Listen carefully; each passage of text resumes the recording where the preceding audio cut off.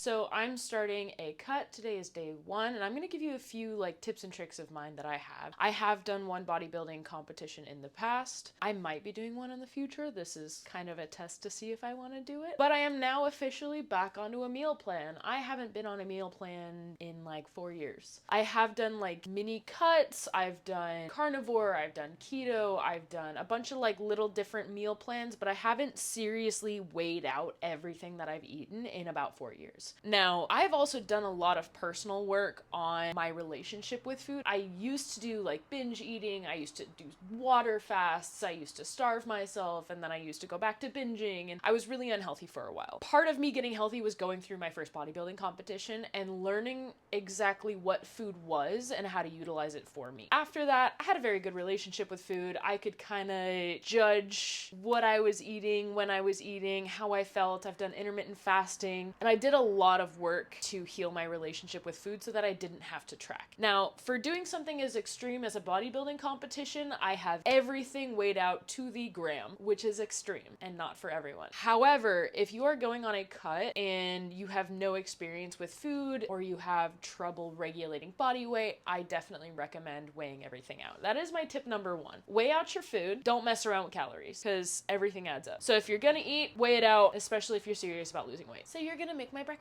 with me. Now, this morning I had a protein shake with some fruit and some peanut butter and stuff like that as like my pre-gym meal. This is technically my breakfast. It's noon.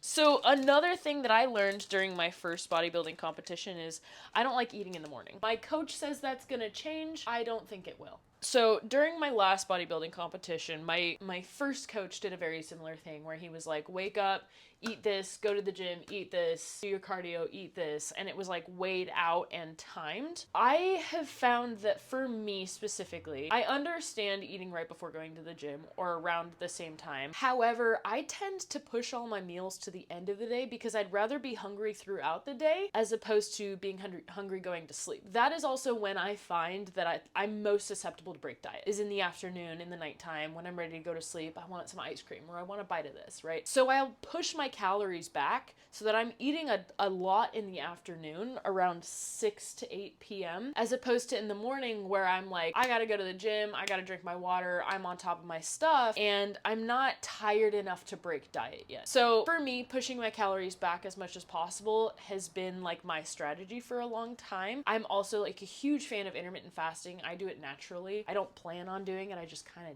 do. And it works for me. I like the way it makes me feel, so I'll end eating around 8 p.m., go to bed with a full stomach, wake up in the morning, spend a few hours just chilling, drinking water or a coffee or something like that before I actually start eating. It's noon, this is my breakfast. This is Greek yogurt. It's very, very liquidy, and we are weighing everything out.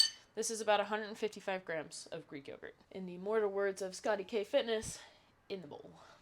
I've got half a scoop of protein powder to work with. This is my favorite protein powder to put in coffee. We're gonna put this one in the Greek yogurt because I feel like it would go better. Also, a half a scoop weighs out to about 15 grams. And so we're gonna put 15 grams in here because a half a scoop one day is gonna be 20 calories more than a half a scoop the next day just based off of like volume. If you pack it down, if you don't pack it down. So I always go by grams, no matter what. All right, 15 grams. Stir that in there.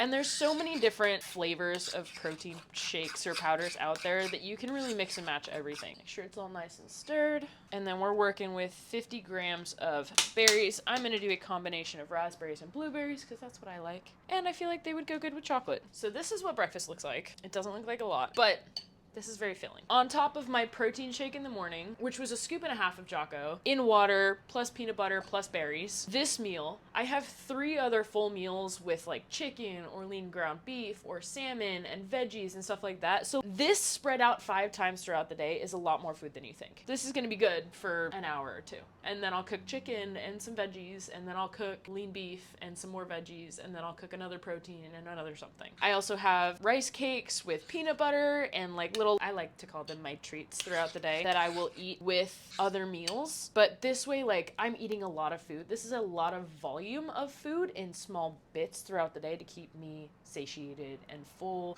It literally tastes like pudding, protein pudding. So I'll keep you guys updated on how this is going. Again, this is day 1. So, and this is what I look like. Right.